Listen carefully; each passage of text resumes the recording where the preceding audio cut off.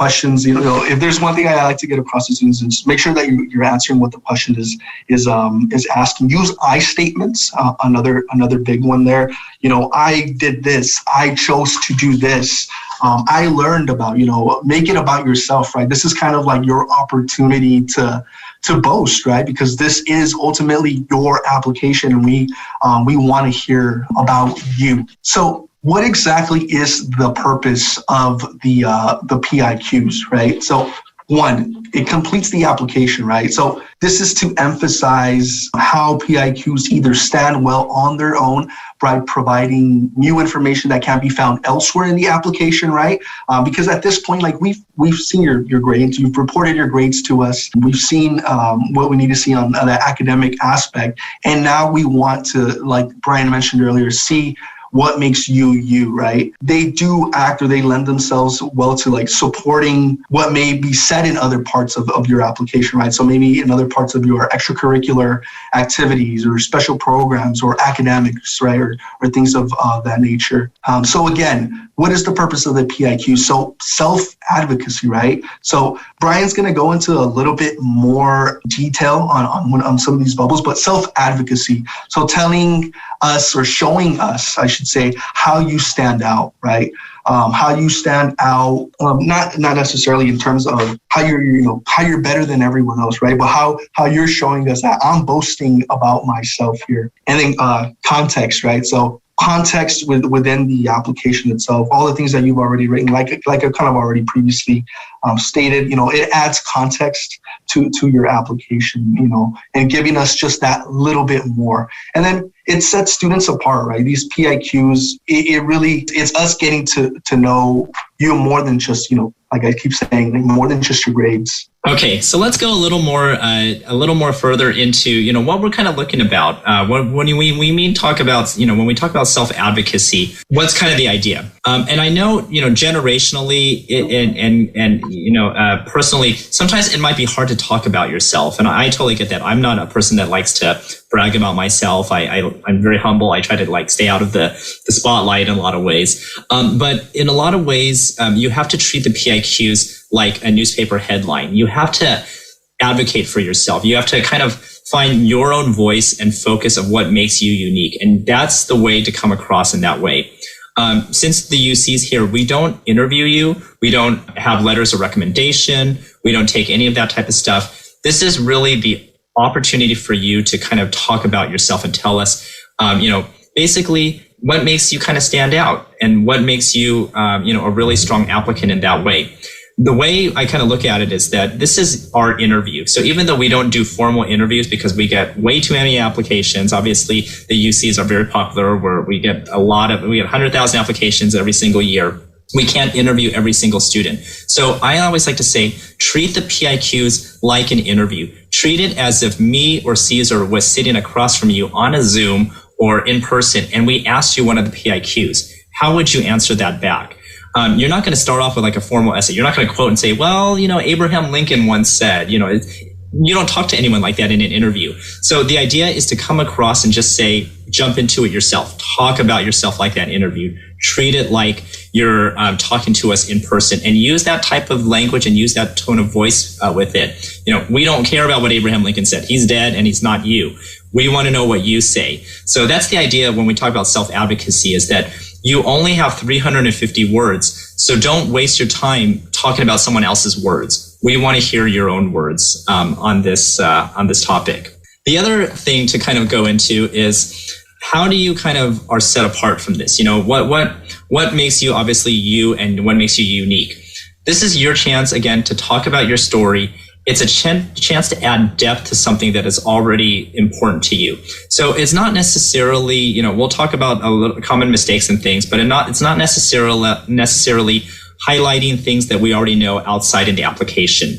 We want to know a little more in depth of what's happening. And so, yes, everyone can be, a standout athlete or a really wonderful performer, right? But we don't know what are the steps that it took to get to those places. So it's not necessarily answering the question of the outcomes of everything, but talk about the process. How did you personally get there? Because everyone's process is a little different. So it's not about, okay, yes, I was the star athlete on this team or whatever, and we got all these awards. It's going to be about, okay, I spent the summer 40 hours a week training with so-and-so, or I spent this many years in a ballet theater company and we did this many performances and that stuff. That's what makes you stand out. So when we talk about the PIQs, we're asking you to go into the process of everything. Don't talk about the outcomes. We can already see the outcomes. We see it from the extracurricular activities. We see it from the grades. We see it from your test scores and all that stuff. We see your AP test. We see the outcome of the work, but it's how you got to that point, how you're thinking about it. When you talk about your interest in a specific major, don't say, I'm very interested in being an environmental major, but talk about how you arrived at that point. Maybe you wanted to get involved with beach cleanups. Maybe you started recycling programs. You noticed a problem and you did that. So again, it's really describing the process of how you got to these kind of conclusions, or the process of how you got to the outcome. That's when it's going to make you you. Again, everyone can maybe talk about similar outcomes and awards and all these things, but it's really going to be the process that got you there, because that's going to be unique to you. Not everyone's going to have the same process of how you arrived to that conclusion. So that's what you want to be able to kind of advocate and explain to us through these PIQs here. And so when Caesar was talking about, I'm going to answer 4 out of the 8 questions, this is where you can do that. Now, you can always email the questions to yourself. My recommendation is to email it to you and compose them outside of the application, because you don't want to be doing it right when you're live on the application. You want to definitely take your time to think about it. So my recommendation, copy these questions outside into like a word processor, a document outside that you can just cut and paste. And then when you're ready to submit the application, cut and paste them back in. But type them outside, that way you'll have a chance to work on them. You can review it. You can think about it. You don't have to stay online for it all. When you look at the questions, though, again, these are all very open-ended questions. So when we look at the 8 questions that we're asking, right? Describe an example of your leadership experience in which you have positively influenced others, help resolve disputes, or contributed to groups over time, right? Every person has a creative side. It can be expressed in many different ways. Describe how you express your creative side. What would you say is your greatest talent or skill? How have you developed or demonstrated that talent over time? As you can kind of see here, the question sometimes there's multifaceted, there's multi-answers to it. It's not just about listing what you've done, but there's going to be the second question usually of, how have you developed or how have you demonstrated it out over time? So make sure that when you look at these questions, you're actually reading the entire question and seeing, okay, what are we really trying to get at? It's not necessarily the first question that we're asking, but it's going to be the second part of it, right? Describe how you have furthered this interest inside or outside of the classroom with an academic subject that inspires you, right? So don't just talk about, again, you're interested in environmental science, but the idea is the PIQ is to answer how you have furthered that interest into those things. I usually like to say the last question, number 8, beyond what's already been shared. That's really kind of our really open-ended one, where I'd say, like, this is kind of the really, if there's something you really want to tell us, something that you're really proud of, something that you have, something that you want us to know and you want to use that as a PIQ answer, this is kind of that open-ended response, right? What makes you a strong candidate for the admission to the University of California? That's really the purpose of number 8. So again, just to reiterate, there's no formula for which ones you pick. You're just going to pick 4 of them. And usually I would like to pick the 4 that relate to the strongest things that you have to share to us. So when you kind of look back at your high school career, the top 4 or 5 things that you want an admissions person officer to know, that's how you want to kind of relate the PIQs. Because again, they're so open-ended, they're so general that you can pretty much fit most responses into any of these questions in that way. We're not necessarily looking to see how much you are answering the question, but more of, okay, what new information or what information are we getting from you from these PIQs right here? All right. So some of the things, common mistakes that we try to have students avoid within their personal, when responding to their personal insight questions. So Brian kind of mentioned this one a little bit earlier. So the use of quotes and, and thoughts of other people. So, don't open with the quote. I know I remember writing papers in high school where the first thing that I did was write a quote, right? And it was an essay. And like I said, this isn't an essay, so we don't have to hear a quote. We want to hear what you think. I liked what Brian said, and it made me laugh earlier. No one cares what he said because he's dead, and we want to hear about you. That was really funny, but it's true. It's true. This is your time to shine, right? So tell us your thoughts. Definitely don't waste 350 words with words from someone else. Discuss in detail the tragic loss of your goldfish at the age of 4 and how that taught you to deal with grief. I think we've probably all lost a pet as the children, but it's important to think of the time frame of things, right? We want to see who you are in the here and the now, right? We want to know what's going on through your brain and what are your thoughts now, right? Not something that happened when you were 4 years old, right? Definitely don't manufacture hardship. Don't think that you need to create or write a story about hardship because you think like I this is not good enough, or I need more, so I'm going to make something up, right? Definitely don't do that. Repeating the same situation when we already know about it from previous experience, like reading students PIQs, especially when I was a counselor, I would see that students would use the same situation, repeatedly, maybe 2 or even 3 times for different PIQ responses. Try to avoid that, avoid the repetition because, once you said it once, there's really, no point to say it again. I know sometimes it's like, well, it makes sense because it's, it's connecting to this, this PIQ connects to that experience again, but, try to tell us something new, right? Try to tell us something that we haven't yet. And then don't create a continuation of the first PIQ, right? So if you write about something in the first PIQ, make sure the next one's, different. It's not continuation of that same story. Talk about parents, grandparents, siblings, significant others for 300 words. I know for a lot of us, family is a big, it's a big deal. Our friends are a big deal for us, right? And we care about them.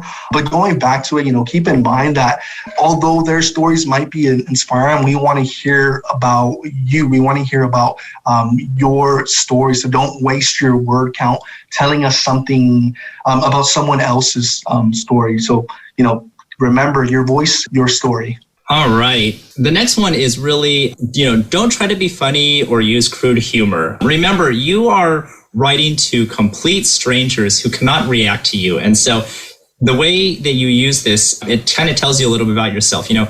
Don't try to be funny. I think about in the past, one of the weirdest ones I ever read was basically a student compared himself to a Chipotle burrito and basically said, I'm a Chipotle burrito and here's all my parts and stuff like that. I was the chicken, something was the rice and beans, and something about the tortilla and the sour cream and salsa. And it didn't have anything to do with the application. It was like, I knew you were trying to be funny. I knew you were trying to be creative to stand out, but it really just didn't help. Another one was a student who said, I'm an alien. And they thought, to send like, I'm an alien who's trapped in a 17-year-old body from Northern California. And I'm observing your culture and people by embodying, what it means to be a teenager. It's like, okay, hilarious. But again, just not necessary for a PIQ. The idea is that if you are a creative person, if you are someone who likes to stand out in your writing, your normal writing will connote that. It'll communicate that to us. We will be able to understand and see your creativity just in the way you respond. So you don't have to manufacture these kind of really funny or witty responses. Not to mention, you don't need to curse at anyone or use inappropriate language in that. I've heard very many graphic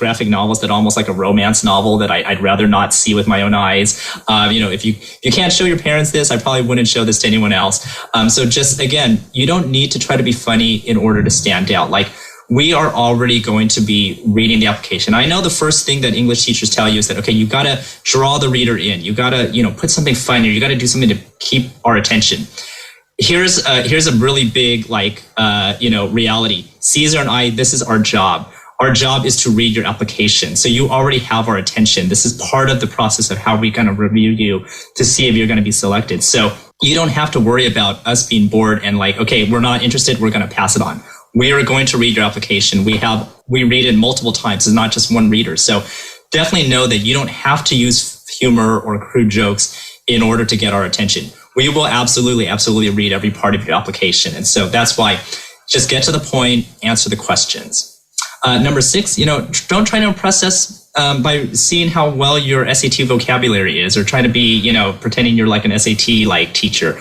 We don't need to see big words. Half the time, if I don't understand the word, how am I expecting you to actually understand the right context either? And so again, the idea is write in your own voice and language. Just take the time to pretend, okay, we were sitting across from you. We were on Zoom together and we're talking live. Would you really use SAT words back to me in that way? Now, okay, some of you, the 1%